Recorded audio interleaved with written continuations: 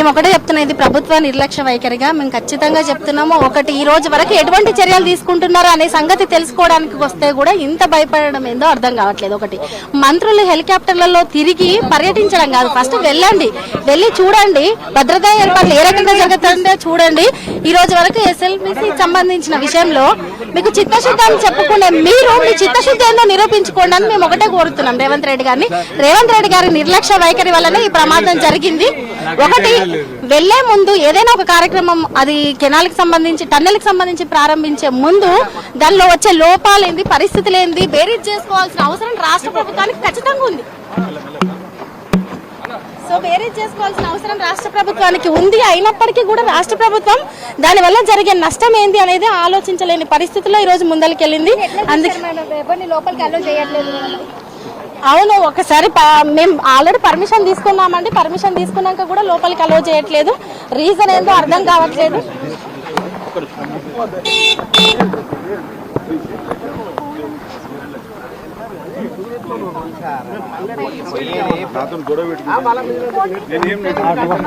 Handling చేసేది అంటున్నా, ఎందుకు చేతులతో నడుతున్నావు?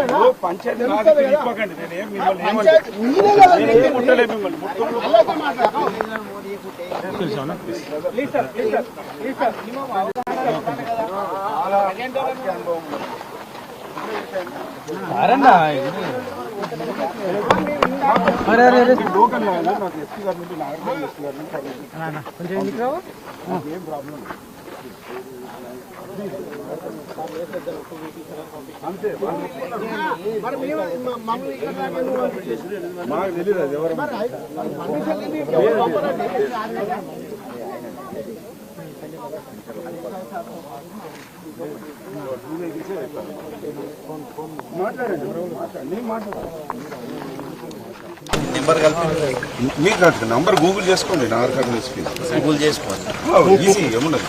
మన మినిస్టర్లు వచ్చేమో హెలికాప్టర్లో తిరుగుతారు, అవగాహన లేని ఏం ఉద్యోగం ఇది? మాకు కూడా ఉద్యోగమే, మాది కూడా బాధ్యత. మేము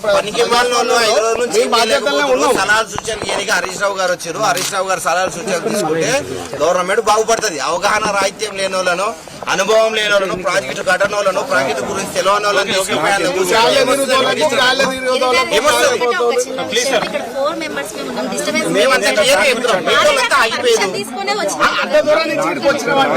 రెండు వెహికల్స్ హరీష్ రావు గారితో నడుచుకుంటూ పోతాం. 5 కిలోమీటర్ 5 పేర్లు ఉన్నాయి ఇప్పుడు దాంట్లో. వాళ్ళు నడవడానికి మేము రెడీ ఉన్నామండి. చూడండి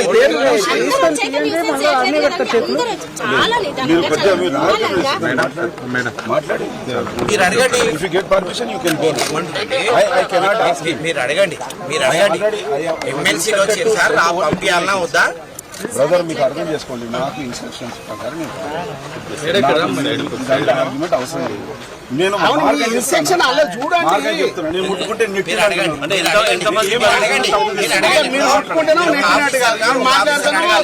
ఎమ్మెల్సీలు వచ్చారు పట్టుకోవద్దా?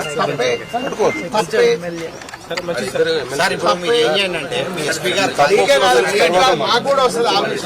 నేను ఆవేశపడి లోపల అంతగానం అవుతున్నాం, బాధ్యత లేదా?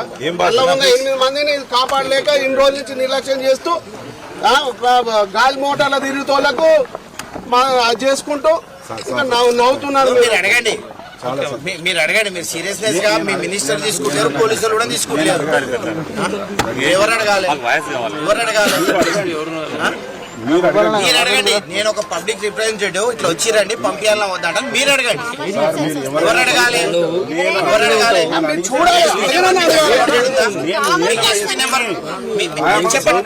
ఎస్పీ ఉండండి, మీరు ఎవరు ఉండండి. ఎందుకు పంపించదంటే చెప్పలేరు. మీరు నాగర్ కర్నూలు ఎస్పీని అడగండి. మీరు ఎందుకున్నారు? నాగర్ కర్నూలు ఎస్పీ ఉండదు, మీరు ఎందుకున్నారు ఇక్కడ? ప్రోటోకాల్ మీకు తెలియదు. నేను ఎమ్మెల్సీ, ప్రోటోకాల్ మీకు తెలియదేమో. ప్రోటోకాల్ తెలియకుండా అడగండి. నా డ్యూటీ నేను చేస్తాను. నన్ను ఆర్గ్యూ చేసుకోవడం వల్ల వచ్చే అడిగినాం. నేను చెప్తున్నా, Four, three, నేను నా బాధ్యత three members చేస్తున్నా. ఉన్నాం. ఎస్పీ గారు ఎస్పీ గారు ఎవరి మీద కోపం లేదు. ఎస్పీ గారు మాకెవరి మీద కోపం ఎస్పీ లేదు. గారు ఇక్కడ ఏమైనా నిషేధిత ప్రాంతం అని ఏమైనా బోర్డు పెట్టి ఉందా, ఏమైనా రాసి ఉందా, లేకపోతే ఏమైనా సీఎం ఏమైనా రాసి పెట్టిందా? సీఎం గురించి వాళ్ళకి నేనేమో సంబంధం లేదు, brother. ఇదేమో నాకు ఏమైతే నిషేధిత instructions ప్రాంతమా? ఉన్నాయో అవి follow పోనీ ఎస్పీ గారు కాదంటే నేను నిషేధిత ప్రాంతమా, అన్నారు. ఏమైనా బోర్డు పెట్టి అన్నారు. కాగితం ఉందా ఏమన్నా? ఆయుధం నేను ఆగట్లేదు. మరి ఉండాలి కదా. అన్నిటి కాగితం తెచ్చి మరి కావాలి కదా మీరు. జరగండి సార్, సైడ్ జరగండి. ఒక సైడ్ జరగండి సార్, మీరు జరగండి సార్, ఒక నిమిషం జరగండి సార్, ప్లీజ్ సార్ జరగండి మీరు నాకు ఉన్నంత వరకు సార్, ప్లీజ్ సార్ జరగండి సార్, జరగాలి మీరు జరగండి, జరగండి సార్, ప్లీజ్ జరగండి, జరగండి సార్. చెప్తే 2 వెహికల్స్ అలో చేస్తున్నారు. అందులో 11 మంది నాకు అసలు లాగొట్టే మీ బయట వాళ్ళని ఏర్పాటేసి ఇట్లనే ఇక ఏం చేస్తాం? ప్రతి కాడ నెట్టేసుడే. మీరు తీసుకొని నన్ను కూర్చున్నారు. నాకేం సార్ నేనేం చేయాలి సార్? మీరు ఆ వెహికల్ నన్ను కూర్చున్నారు. తెలుసుకోండి సార్. మరి 2 వెహికల్ అని చెప్పారు. మరి 2 వెహికల్ అని చెప్పారు. నేనేం చేయాలి చెప్పండి? మరి వాళ్ళు ఏం చెప్పారు?